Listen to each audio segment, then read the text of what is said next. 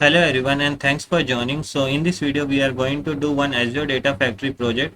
So we have one of the business requirement. So first we will try to understand the business requirement and then we will try to do a practical. Okay. So let us start with the understanding. Okay. So we have a multiple CSV file that is available into a Azure storage account. Okay. So we have one of the storage account where the multiple files are available.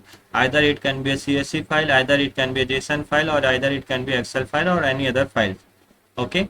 Now what we had to do, we had to create one pipeline which will be able to transfer a data in a JSON format. Means you only had to pick all the CSV file from this particular location, and that file you had to store into another container in the form of the JSON format. Okay. So in the source location we can have a multiple file, either it can be CSV, JSON or any other file. But what we have to do, we only have to create one pipeline, and at one time only it should be able to transfer all the CSV file into a JSON file, and it should store into the target location. Whatever the JSON or Excel file is available, right, it shouldn't pick that file. It should only pick the CSV file and it should convert into the JSON file. So that is the requirement we have. I hope you got it. So let us try to do a practical and let us try to see how actually we can do that. Okay. So if I will show you, this is my storage account. If I show you my storage account, I have a two container. One is the input container, second is the output container. So in input container, if I will show you, we have a multiple CSV file also or JSON file also. Now if I will show you my output container, this is the output container, this is my target location where we have to store that. Okay. Similar kind of the operation you can perform, like you can take all the CSV file from a input and you can load into the SQL also, but as of now we are only going to see, we are going to take all the CSV file from the input container and we are going to store into the output container. Okay. And only the thing we have to remember, we only have to pick the CSV file here. You can see we have 1 2 3 4 5 CSV file is available, and while we create a pipeline, right, it should be transfer all the CSV file into a JSON file and it should store into this output container. Okay, let me go to the data factory. Okay, so this is my data factory studio account. What we have to do, we have to go into the author. Okay, after that what we have to do, click on the pipeline, click on the new pipeline. We are going to create a new pipeline. Okay, click on the move and transfer, click on the copy data, drag that. We are going to perform a copy activity, right? So that's why we have selected that. Click on the source. After that we will create a data set. So click on the data set. What is our source? Source is blob storage, right? So we will select that.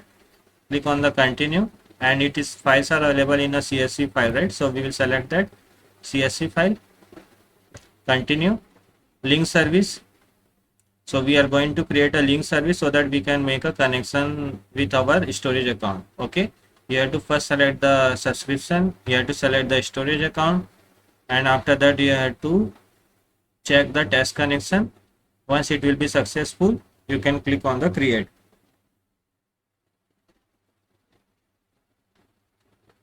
Okay, after that you have to go into the file path, click on that, click on the input. You do not have to select any file, click on the OK. Okay, as of now I have only selected the folder path, I haven't selected any file. Okay, I'll click on the OK. Okay, our source is ready, but you can see this is our source, right? You can see file path type, click on the wildcard file path. Okay, click on the wildcard file path. You can see star means it will take all the files, but we only are interested on the CSV file, right? So I will select the .csv. Input I have selected. After that I am writing star.csv, means it will take all the CSV file. Okay, after that we'll click on the sync, click on the new. Our target location is blob storage, so I will select that. Continue. We want to store in the form of the JSON format, so I'll select that. Click on the link service. We can use the same link service, so I'll select that. Okay, and where we want to store, we want to store into the output container, so I'll select that. Click on the OK. Okay, click on the OK. Means our source is ready, our sync is also ready. After that what you have to do, Click on the validate. If any error comes, you will see here no error. After that, click on the publish all. Click on the publish. Okay, once it will publish, we will try to trigger it. Okay,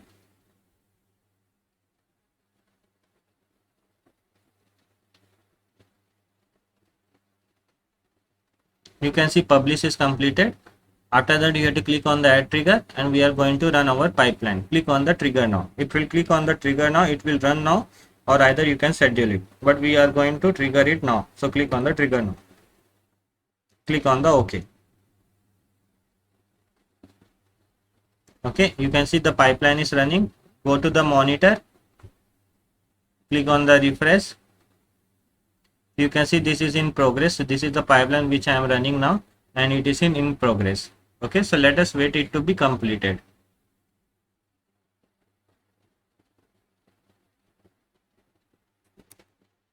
You can see run is succeed. Click on the refresh. Our pipeline is succeed. Now let us go to the storage account. Let me click on the output container. You can see it is only, we only have a 5 JSON file. Okay, if I show you any of the JSON file, click on the edit, store in the form of the JSON. Okay, in a input container, if I will show you, we had a how much file, 1 2 3 4 5 6 7, but it took only the CSV file and it stored into the output container. Means our pipeline is working fine.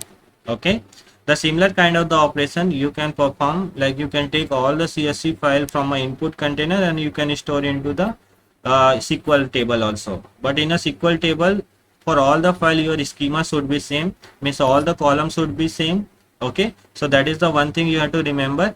And whatever the SQL table you will create, right, you will be having a fixed schema. So that kind of the file you have to take on care, that only it will work.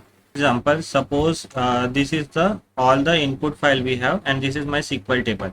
Okay, in this SQL table, suppose I have created ID, I have created name, I have created a salary column, I have created a designation. Okay, okay, now whatever the input, right, whatever the input container will be having the file, right, suppose this CSV file is available here, all the file will be available, like one will be the available, money's name will be available, salary will be available, and the designation will be available. Okay, so this kind of the data you should have in the all the CSV file. CSV2 also will be having this kind of the files. Okay, so that is what I mean. Okay, means all the CSV file if you are taking, okay, so you should have a same kind of the schema, and that you have to store into the designation. Okay, so that is the thing only you have to remember while copying a data from a storage to the SQL. I hope you got it. Yeah, that's it.